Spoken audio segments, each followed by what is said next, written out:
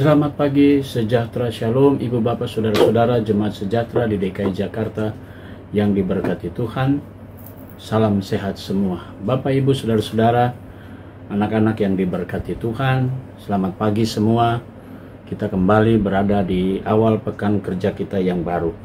Sungguh Tuhan Yesus begitu baik buat kita semua, karena kita semua telah diberikan kembali kekuatan dan di hari yang baru kesegaran dan sukacita selalu bersama kita semua. Karena itu di pagi hari yang indah ini, kita semua dan saya mengajak ibu bapak, anak-anak, kita mempersiapkan diri untuk masuk di dalam saat teduh menghayati kebenaran firman Tuhan.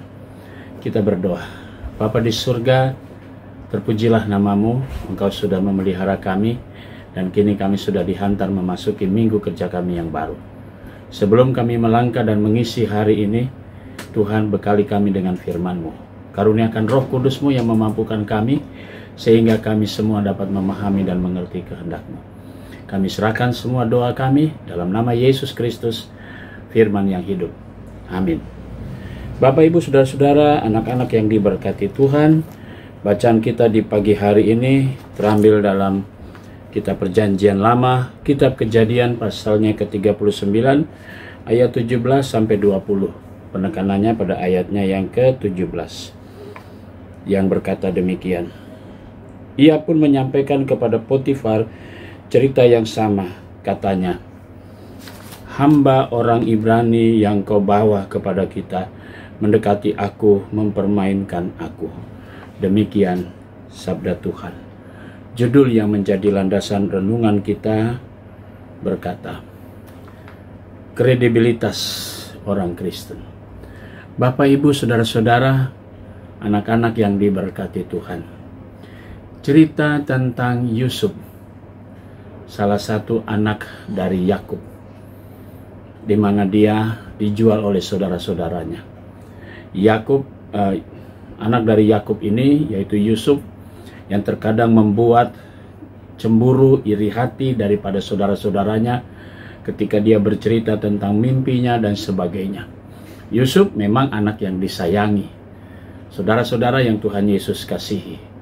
Begitu bencinya anak-anak Yakub yang lain, sehingga mereka ingin membunuh Yusuf.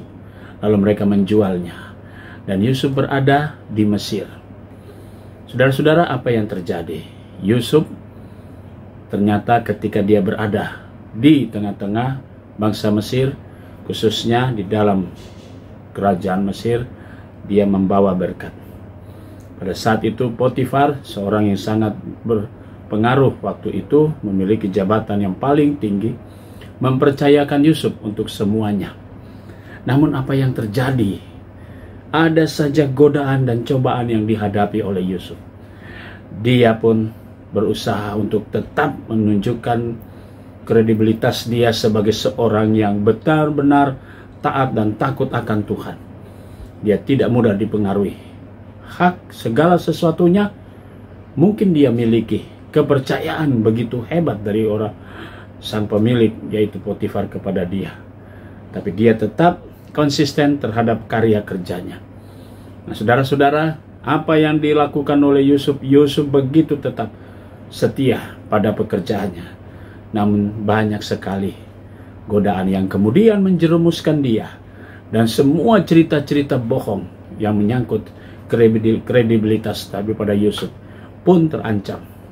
Saudara-saudara, Yusuf orang yang setia dan takut akan Tuhan, yang memiliki perawakan yang begitu bagus dan sehingga menjadi daya tarik istri dari Potifar. Dan dia tidak mau membiarkan dirinya jatuh dalam dosa. Ini menjadi teladan buat kita semua. Memperlihatkan kredibilitas orang-orang percaya yang ditempatkan Tuhan, yang dipercayakan dalam satu tugas tanggung jawab, yang dipercayakan begitu banyak sekali ketika memegang satu tumpuan, satu jabatan tertentu. Itu berarti ada kepercayaan. Pertanyaannya, mampukah kita berjalan dalam konsistensi kita untuk hidup takut akan Tuhan, sehingga semua jabatan itu tidak membuat kita terjerumus dalam sebuah tindakan yang mungkin saja bisa membuat Tuhan marah terhadap hidup kita. Mari kita belajar dari keteladanan Yusuf. Mari kita lihat contoh dari Yusuf. Dia tidak mudah dipengaruhi, sekalipun begitu seringkali dia digoda. Dia tidak mau membiarkan dirinya jatuh dalam dosa. Saudara-saudara, di tengah-tengah zaman tantangan modern ini, banyak sekali orang Kristen pun ditantang. Bahkan juga bisa-bisa menjual imannya hanya karena jabatan. Hanya ingin populer namanya, imannya pun dia jual. Ini yang memperlihatkan kita semua. Tidak sedikit orang Kristen yang melakukan hal seperti itu. Karena itu, mari kita tetap mempertahankan kredibilitas kita untuk selalu meningkatkan kualitas sebagai orang Kristen yang tidak mudah menjual iman kita hanya karena sepotong jabatan, hanya karena materi, hanya karena rayuan dan sebagainya.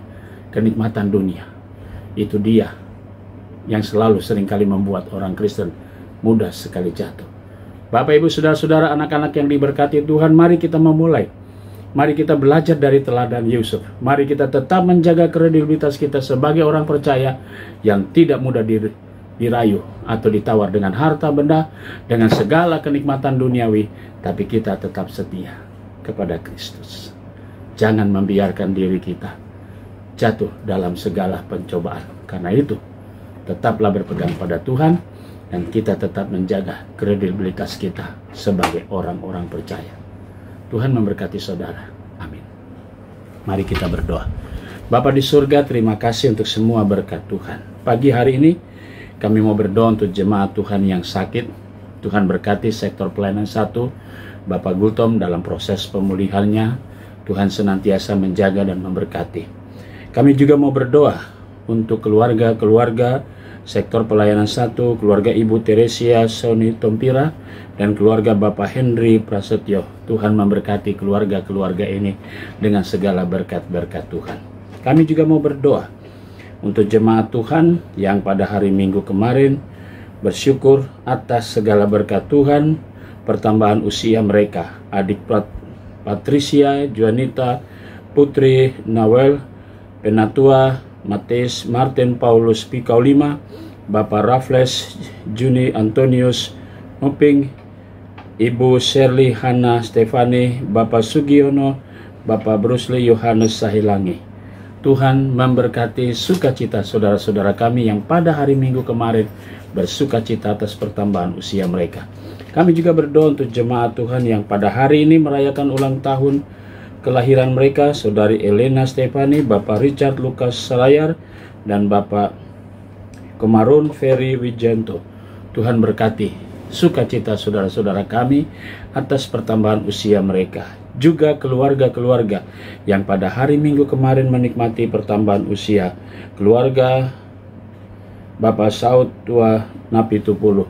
Tuhan memberkati bersama dengan istri, diberkatilah sukacita perkawinan mereka. Kami juga mau berdoa ya Bapa di surga untuk pegawai kantor gereja, koster, keamanan, diberkatilah mereka semua.